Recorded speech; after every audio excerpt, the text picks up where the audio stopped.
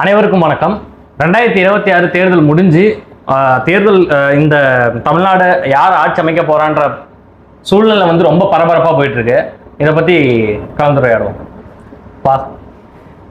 இப்போ வந்துப்பா இப்போ இன்னைக்கு ஆக்சுவலாக வந்து விஜய் வந்து முதலமைச்சராக பதவி ஏற்றிருக்கணும். அதுதான் திட்டமிட்டு இருந்தாங்க, வேலை நடந்துட்டு இருந்துச்சு.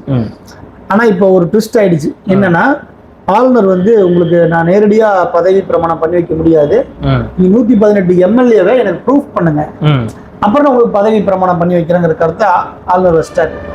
ஆக்சுவலா வந்து ஆளுநர் இந்த மாதிரி சொல்லக்கூடாது, சொல்லியிருக்க கூடாது. அவர் விஜய் வந்து பதவி பிரமாணம் பண்றதுக்கு அழைச்சிருக்கணும். ஆனா ஏன் இந்த மாதிரி செய்யறாரு அப்படின்னு கேட்டா, இப்போ வந்து தமிழக வெற்றி கழகத்திற்கு முதல்ல தாப்பால உடைச்சிட்டு வந்து ஆதரவு கொடுத்தது காங்கிரஸ் கட்சி. ஸோ காங்கிரஸ் தாவேக கூட்டணி ஆட்சி அப்படிங்கும்போது பிஜேபிக்கு அதை அக்செப்ட் பண்ணிக்க முடியல, பிஜேபிக்கு நெருடலா இருக்கு. ஸோ அப்போ அவங்க காங்கிரஸை வீழ்த்துவதற்காக விஜயும் சேர்த்து அடிக்க வேண்டிய தேவை வந்துருச்சு அவங்களுக்கு. இப்போ அதனாலதான் ஆளுநர் என்ன பண்றாருன்னா, நீ 118 எம்எல்ஏவை கடிதத்தை கொடு, அதுக்கப்புறம் உனக்கு நான் ஆட்சி ஆப்ஷன் கொடுக்குறேங்கிறாரு. ஆக்சுவலா அப்படி சொல்லக்கூடாது. பெரும்பான்மையா 118 கிடைக்கலனாலும் 100க்கு மேல ஜெயிச்சிருக்கிறாங்க அடிப்படையில அவர் ஆட்சி அமைக்க கொடுக்கணும், அவருக்கு வாய்ப்பு கொடுக்கணும். ஒரு வாரம் 2 வாரம் 15-20 நாள்ல நீங்க பெரும்பான்மையை சட்டமன்றத்தில் நிரூபிச்சீங்கன்னு சொல்லி ஆப்ஷன் கொடுத்துடணும். ஸோ இதுதான் சட்டம், இதுவரை இப்படிதான் செயல்படுத்தப்பட்டது.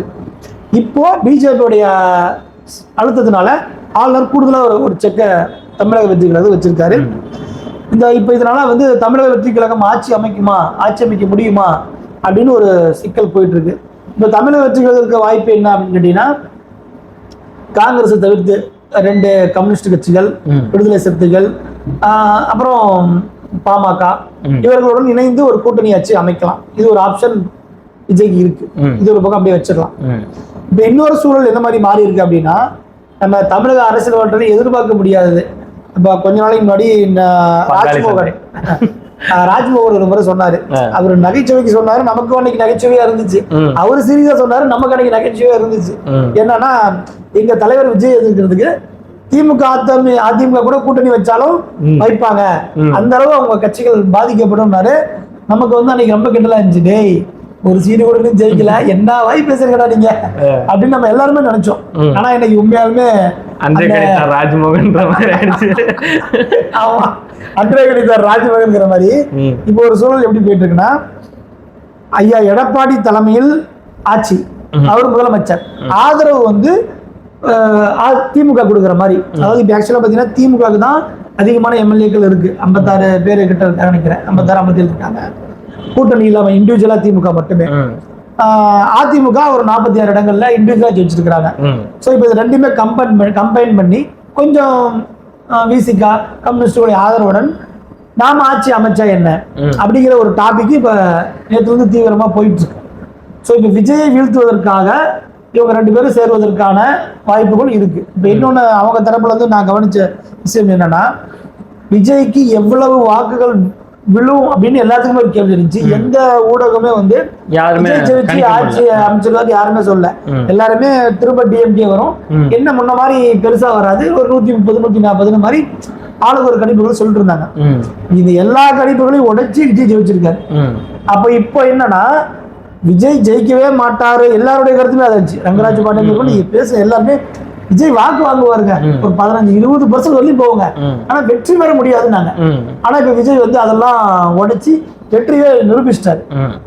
இப்போ விஜய் தலைமையில ஒரு ஆட்சி அமைஞ்சது அப்படின்னா, அது வந்து விஜய் நல்லா ஸ்ட்ராங்கா உட்காந்துருவாரு. திரும்ப ஒரு 5 வருஷம் கழிச்சு எலெக்ஷன் வந்தா கண்டிப்பா மக்கள் இன்னும் வலுவா போடுவாங்கிறது ஒரு பக்கம் இருந்தாலும், திரும்ப இந்த காங்கிரஸ் விசிகா கம்யூனிஸ்ட் திரும்ப திமுக அதிமுக திரும்பி பார்க்காதுங்கிறது அவர்களுடைய கருத்தாவும் இருக்கு. சோ இப்ப இது எல்லாமே திமுக அதிமுக அனலைஸ் பண்ணுது. நம்மளை வீழ்த்துறதுக்கு ஈக்குவலான ஒரு சக்தி விஜய் இருக்குன்னா, மக்கள் நம்மள ஈஸியா ரிஜெக்ட் பண்ணிட்டு அவங்க விஜய் செலக்ட் பண்ணிடுவாங்க. இப்போ வந்து இது வந்து பாத்தீங்கன்னா, ஐயா வைகோ அவர்கள் ஒரு முறை பேசும்போது சொன்னாரு, அண்ணன் சீமான குறித்து சொன்னாரு, நம்ம திராவிட கட்சிகள் நம்ம அடிச்சுக்கவும் கூடிக்கலாம், நமக்குள்ள 1000 சண்டை இருக்கும். இந்த கட்சியில வந்து அண்ணாவும் எம்ஜிஆரும் ஒரு காலத்துல ஒரே கட்சி வந்திருக்காங்க, அண்ணா எம்ஜிஆர் கருணாநிதி ஒரே கட்சி வந்திருக்கிறாங்க. இன்னைக்கு நம்ம புரிஞ்சிருக்கிறோம், நமக்குள்ள நீ வரலாம் நான் வரலாம், ஆனா ஒருபோதும் தமிழ் தேசியம் பேசிட்டு இருக்க சீமான் வரக்கூடாதுன்னு சொல்லி பேசினவர் தான் வைகோ. இப்ப அதே கான்செப்டா இன்னைக்கு விஜய்க்கு எதிராக அவங்க எடுக்கிறதுக்கான வாய்ப்பும் இருக்குங்கிற மாதிரிதான் செய்திகள் வருது. திமுக ஒரு இடத்துல அவங்களுடைய எம்எல்ஏக்களை சேவ் பண்றாங்க. அதிமுக நம்ம புதுச்சேரி பாண்டிச்சேரியில ஒரு எம்எல்ஏக்கள்லாம் தனியா சேவ் பண்றாங்கன்னு நமக்கு செய்தி வந்திருக்கு.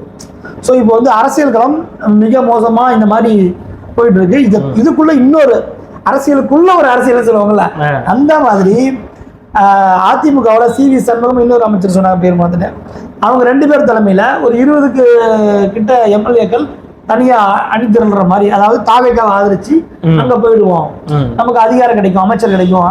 ஏன்னா இப்போ அதிமுக பார்த்தீங்கன்னா கிட்டத்தட்ட ஒரு போன 5 ஆண்டுகள் முழுக்க ஆட்சியில இல்லை, எல்லா தேர்தலும் தொடர்ச்சியா தோத்துருக்காங்க. இப்பவும் தோத்தாங்க, ஆட்சியில் இருந்தாங்கன்னா அதிமுகவுக்கு நிச்சயம் அது ஒரு பெரிய பின்னடைவா இருக்கும்னு அவங்க நம்புறாங்க. இன்னொன்னு இந்த 5 ஆண்டுகள் திமுக சம்பாதிச்சிட்டாங்க, அதிமுக சம்பாதிக்கல. இப்ப தேர்தலையும் நிறைய செலவு பண்ணிருக்காங்க. இப்போ அதை எப்படி எடுக்கிறது? ஸோ இப்போ நம்ம வந்து திமுக மாதிரி நம்ம எதிர்கட்சி சண்டை போடுற அளவுக்கு நம்ம பினான்ஸ் சேவ் பண்ணலைங்கிறதுனால அதிமுக சேர்ந்தவர்கள் ஒரு லம்பா நம்ம வந்து விஜய் கிட்ட போயிட்டா ஸோ நமக்கு அமைச்சர் அதிகாரம் எல்லாமே கிடைக்கும் அப்படிங்கிற நிலைப்பாட்டில் இருக்காங்க. இதுல இப்போ என்னன்னா கமல 1-2 எம்எல்ஏவை அதிமுக எடுத்தாங்கன்னா அது கட்சி தாவல் தடை சட்டத்தின்படி அது செல்லாது, அந்த எம்எல்ஏக்கள் தகுதி நீக்கம் செய்யப்பட்டுருவாங்க. அதனால CV சண்முகம் என்ன பண்றாருன்னா ஒரு 20 அதிமுக 46 சீட்டுகள் வென்றிருக்கு, அதிமுக மட்டும், கூட்டணி இல்லாம அதிமுக மட்டும். அப்போ அந்த 46ல 23 எம்எல்ஏ அதற்கு மேற்பட்ட எம்எல்ஏ தனியார் பிரிஞ்சு வந்துட்டாங்கன்னா அப்போ கட்சி தாவல் தடை சட்டம் அவங்க மேல செயல்படுத்த முடியாது. ஏன்னா அப்ப எப்படி அது புரிஞ்சு கொள்ளப்படும்னா கட்சியை உடைஞ்சு 2ஆ பிரிஞ்சிருச்சு அப்படிங்கிற பொருள்ல வந்துடும். அதற்காக CV சண்முகம் வந்து இன்னொரு பக்கம் அதிமுக உடைக்கிற வேலை செஞ்சுட்டு இருக்காரு. அப்போ இந்த அரசியல் களம் பாத்தீங்கன்னா ரொம்ப மோசமான ஒரு முறை ஒரு பக்கம் தமிழக கொள்கையே இல்லாத தமிழக வெற்றி கழகம் ஜெயிச்சதுனால யார் கூட கூட்டணி போலாம், காங்கிரஸ் நினைச்சுக்கலாம், கொள்கைன்னு சொல்லிக்கலாம். நீங்க அதை கொள்கைன்னு சொல்ல முடியாது. காங்கிரஸை அவங்க சேர்த்துக்கிறாங்கன்னா அவங்க வந்து இப்ப விஜய் அன்னைக்கு என்ன பேசினாரு, தமிழ் தேசியம் திராவிடம் 2 கண்ணு. அப்போ அந்த தமிழ் தேசியம்னு இந்த கருத்தில நம்ம பேசுறவங்க பெரும்பான்மையர் அந்த தமிழ் தேசிய கோட்பாட்டின் தலைவனா சொல்றது தலைவர் பிரபாகரன் தான். அந்த தலைவர் பிரபாகரனுடைய மரணத்துக்கும் விடுதலை புலிகள் அழிவுக்கும் ஈழ மக்கள் சாவுக்கும் உறுதுணையா நின்றது இந்த காங்கிரஸ். அந்த காங்கிரஸின் துணை கொண்டு நீ எப்படி தமிழீழ மக்களுக்கு நல்லது செய்வேன், நீ விஜய் பேசினாரா இல்லையா, தொப்புள் கொடி உறவுகளுக்கு நான் உறுதுணையா நிற்பேன் அப்படின்னு விஜய் பேசுறாரு.